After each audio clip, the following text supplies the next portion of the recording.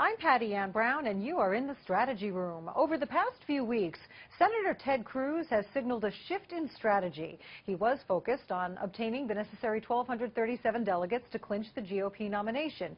Now he's shifted to stopping rival Donald Trump from reaching that number and trying to secure delegates who could help Cruz win the nod at a contested Republican convention.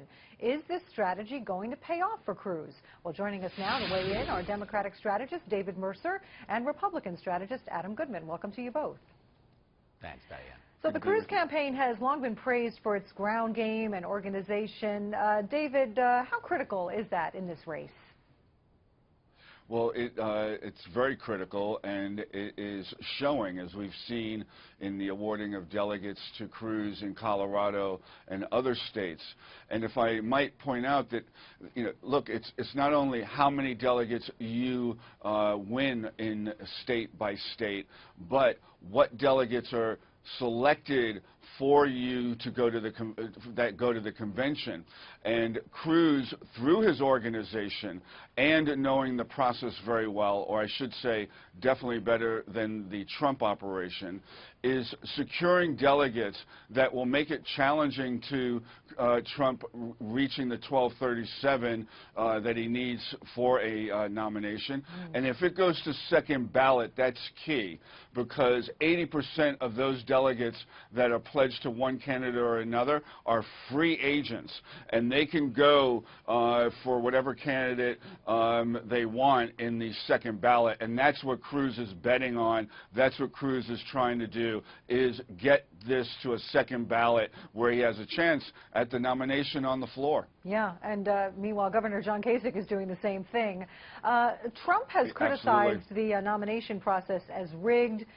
He sees Cruz edging him out for delegates in states like Colorado. He brought in a seasoned political veteran, Paul Manafort, to help him to wrangle delegates. Adam, is that a good strategy for him right now?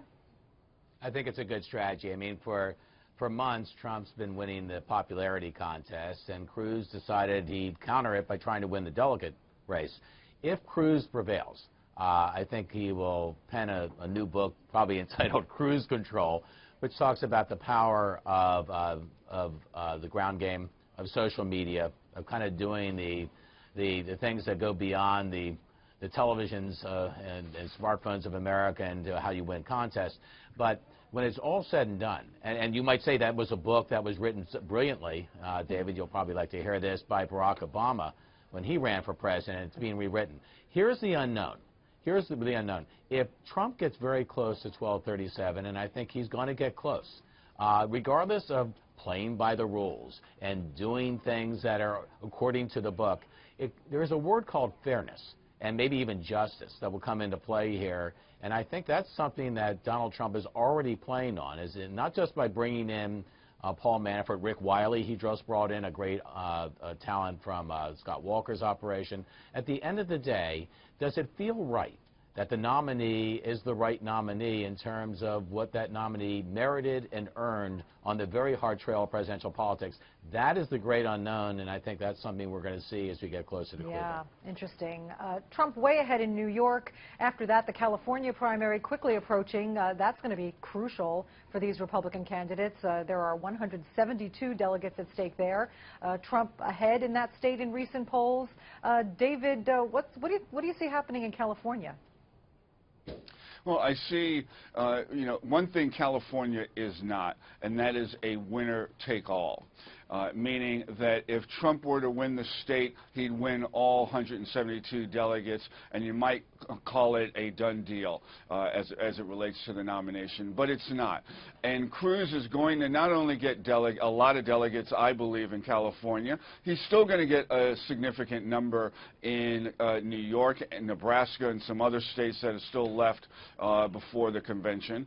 And the point here is, Cruz doesn't need 1237, as I mentioned earlier, on the first ballot. He needs enough to stop Trump from getting 1237. And I think that strategy, and with a state as rich in delegates as California is, it plays to Cruz's strategy in preventing Trump from having the 1237 before the Republicans go into the hall of the convention in Cleveland. Yeah, and if that race does go to a contested convention, Cruz could pick up as many as 170 delegates on the second ballot once they are unbound, as David mentioned.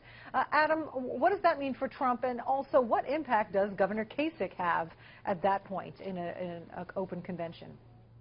Well, I'll tell you, this convention, if it is contested, will be one for the books. I mean, there are 18 scenarios you could plausibly make for how it's going to play out. Yeah. I just agree one thing that David said. I think Trump's going to win overwhelmingly in New York. I think he's going to roll into California. When we get into June, I think he's going to be close.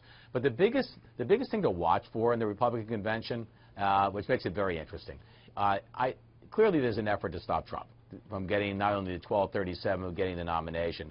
I believe if that happens successfully, the next move will be to stop Cruz.